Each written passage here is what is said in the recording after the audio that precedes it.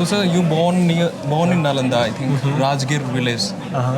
So वहाँ पर कैसा था और कब आपको रियलाइज हुआ कि दिस इज नालंदा? बचपन में ही जो है वो हमें मौका मिलता था वहाँ पे पेरेंट्स के साथ जाने का। नालंदा के खंडहर घुमाने ले जाते थे हमें, तो वहाँ पे बताते थे कि 10,000 बच्चे पढ़ते थे यहाँ पे और 1,000 टीचर होते थे। और नालंदा जो है काफ़ी समय तक, मतलब उसको फिर 12वीं शताब्दी में जला दिया था और काफ़ी समय तक वो जलता रहा। इस तरीके से।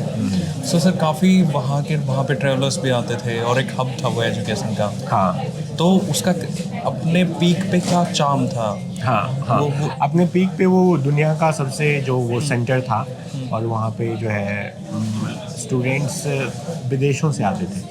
वो उसका मुख्य आकर्षण केंद्र था, क्योंकि उसकी ख्याति इतनी ज़्यादा थी कि विश्व के कई देशों से वहाँ पे स्टूडेंट्स आते थे पढ़ने के लिए, प्रोफेसर्स आते थे। जो ज़्यादातर जो जानकारी हमें नालंदा के बारे में मिलती है वो चाइनीज़ जो मंक हैं स्वेनसांग, उनके वहाँ से मिलती है। हाँ, उनके यहाँ से मिलती है।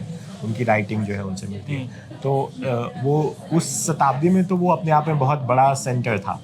और जो है वो उसके बाद भी जो है वो 14वीं शताब्दी के तक जो है वो अपना अस्तित्व में रहा नालंदा। ओके। तो सर जैसे मगध एम्पायर के में आए थे स्वयंजन, और वहाँ से फिर वो कुछ 5 साल नालंदा में रहे, उन्होंने पढ़ाई की, और उसके बाद वहाँ पर वो काफ़ी मैन्युस्क्रिप्ट्स अपने साथ लेके गए, और वो फिर वो चाइनीज़ बुद्धिज़्म में उन्होंने कंट्रीब्यूट किया।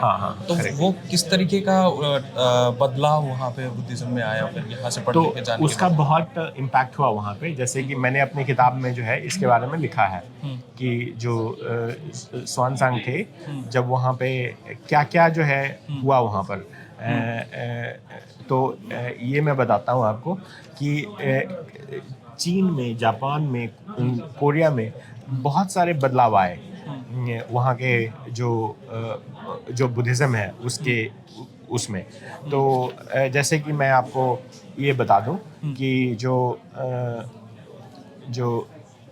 यहाँ पे लिखा हुआ माध्यमिका जो फिलॉसफी थी नागार्जुन की, that was the major philosophy taught at Nalanda. तो माध्यमिका का जो ये है, it influenced Cao Hui Wen, who combined the key principle of Madhyamaka with the Tai Chi Tu Lun to establish the Nango and Sin Wen schools, which formed a unique philosophy of institutions. Chan Buddhism जो है, Chan remains one of the 2 living sects in China. The other being Tiantai, through which Mahayana continues till date.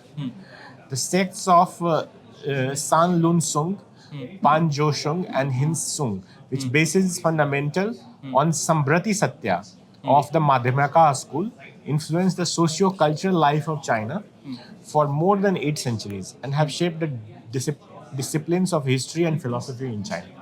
अब Japan में as many as 8 sects of Buddhism were formed on the principle of Madhyamaka school of Nalanda. Okay.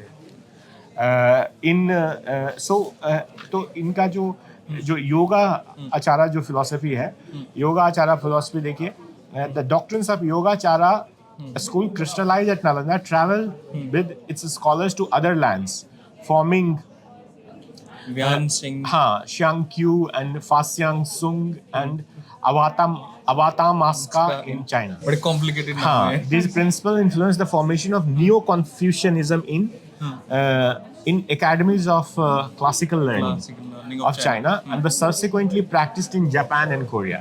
Okay. Yogacara formed the 2 different schools in Tibet, and for this school as well, which is followed by the 14th Dalai Lama himself. It's a crux of Tibetan Buddhism, and its subsects like Karmapa and Vrungpa traveled eastward to eastern Tibet, Nepal, Sikkim, and further to Bhutan, respectively. Okay. So you can see the how it has affected so sir वहाँ पे नालंदा ने कैसे India को famous किया? सो जो आपने जैसे Chinese philosophy में उसका इम्पैक्ट बताया, जापानीज में उसका बताया, तो जब पहली बार क्या हुआ था कि जब यहाँ वो पहली बार था कि नालंदा की वजह से इंडिया फेमस हुआ था कि ये तो हब है ज्ञान का, यहाँ पे बुद्धिस्ट मंक्स रहते हैं और इतने मंक्स यहाँ पे पढ़ रहे हैं, इतनी रिच इसकी लाइब्रेरी है, तो इंडिया को कैसे फेमस किया नालंदा ने? वेल देखिए, जैसे कि टिबेटन जो स्क्रिप्ट और ग्रामर है उसका पूरा जो है वो श्रेय नालंदा को जाता है। अच्छा। तो जो टिबेटन स्कॉलर थे थोनमी संभूता, उन्होंने नालंदा में पढ़ाई की, फिर वहाँ से जो है उन्होंने टिबेटन लैंग्वेज के लिए ना स्क्रिप्ट डिवाइस किया नालंदा से, नालंदा में पढ़ते हुए, which is based on Devanagari and Kashmiri scripts. और जो है वो दीज स्क्रिप्ट्स जो है उनका जो इन्वेंशन है वो it was based on the Gupta scripts which has been was in use in India. फिर जो धम्मा भिल आप देखते हैं जो घुमाते हैं, धम्मा भिल जो है वो एक तरह से नालंदा में जो है उसकी उत्पत्ति हुई, क्योंकि नालंदा में प्रज्ञा पारमिता जो है सूत्र, उसको जो है पढ़ने का मतलब उसकी पूजा शुरू हो गई कि लोग टेक्स्ट को ही सैक्रेड मानने लगे। तो किसी मंक ने नालंदा में ये डिवाइस किया कि अगर बहुत लोग जो पढ़े लिखे हुए नहीं हैं वो नहीं पढ़ सकते हैं, वो सिर्फ अगर उस टेक्स्ट को घुमाएं तो शायद उनको पुण्य मिल जाए। अच्छा। तो उन्होंने एक व्हील बनाया जिसके अंदर जो है टेक्स्ट रहता है और वो टेक्स्ट को घुमाने से, उस पर हाथ लगाने से वो पुण्य मिलता है उनको। तो धर्मा भिल की उत्पत्ति हुई। बुक कल्चर की जो उत्पत्ति है, प्रज्ञा पारमिता जो सूत्र है बुद्धिज्म का, वो करीब जो है 1 लाख से भी ज़्यादा वर्सेज हैं। तो किस तरह से प्रज्ञा पारमिता सूत्र जो है वो जो है अपने आप में एक बहुत बड़ी मतलब कि याद रखना मुश्किल था, तो उन्होंने फिर जो है सूत्रा उसको लिखने का काम शुरू कर दिया। तो नालंदा में उस तरह से जो है वो उसकी जो तार के पत्ते होते हैं जो पाल्मीरा पाम होते हैं उस पे जो है वो सूत्रा लाइब्रेरी बननी शुरू हो गई। ओके सर, जैसे कि इतनी रिच लाइब्रेरी थी और एक कॉमन परसेप्शन है, कॉमन सेंस है लोगों का कि उसको जला दिया गया और इतने लंबे टाइम तक वो जलती रही, तो वो क्या है वो? हाँ, तो उसका जो मतलब कि ये कहा जाता है कि नालंदा की लाइब्रेरी जो है बहुत समय तक जलती रही थी, वो सत्य भी है एक तरह से, क्योंकि नालंदा में बहुत सारे जो है एविडेंस मिले हैं जलाने के। तो जैसे मैं जो decline and destruction of Nalanda है उसमें मैं जो है लिखता हूँ इसके बारे में कि किस तरह से जो है वो जो है मतलब वहाँ पे जो एविडेंस पाए गए हैं वो सक्सेसिव आर्कियोलॉजिकल रिपोर्ट्स जो है वो ये बताता है कि Nalanda was destroyed by vandalism, burning and destruction of the complex by fire. तो वहाँ जो सूत्रा जो लाइब्रेरी थी, बहुत सारे किताबें तो वहाँ से ले जाई गई, अंदर जो जितना जो ले जा सकते थे वो लोग ले गए। बाकी जो है जो बची थी वो अगर कोई आग लगाएगा तो जलेगी ही। हाँ, ये तो था जी। तो सर इसके साथ ही एक क्वेश्चन बड़ा इंटरेस्टिंग लिखा था मैंने कि how Nalanda balance secular and religious education. हाँ, नालंदा में जो देखिए, नालंदा में जो है ना जो पढ़ाई जो होती थी वो सिर्फ बुद्धिज्म की पढ़ाई नहीं होती थी। नालंदा में सभी विषय पढ़ाए जाते थे, जिसमें कि ग्रामर हो गया, लॉजिक है जिसको हेतु विद्या कहते हैं, शब्द विद्या, चिकित्सा विद्या, मेडिसिन, ये सभी की पढ़ाई होती थी।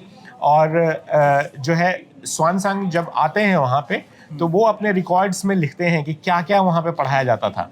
तो देखिए ये जिसमें जो है उन्होंने क्या क्या चीज़ें पढ़ी, तो उसमें भी वो जिक्र है उसका, व्याकरण का, शब्द विद्या का।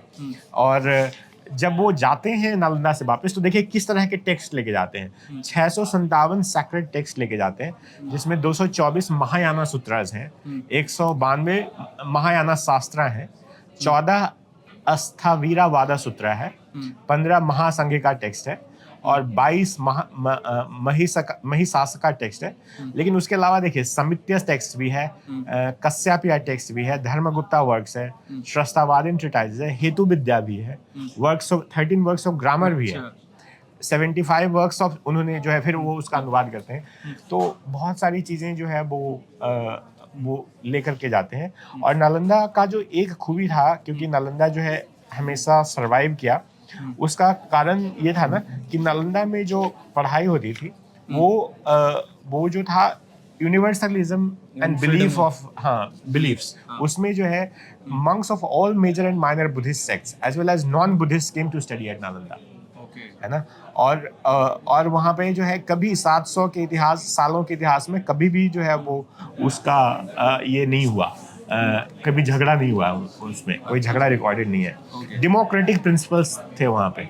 सो जो है कि जैसे एलोकेशन ऑफ रूम्स है तो वो सारा संघ जो बुद्धिस्ट संघ है वो मिलकर करके डिसाइड करता था। Okay, so then thank you so much for being Thank you so much. Yeah. Thank you. You can show the cover.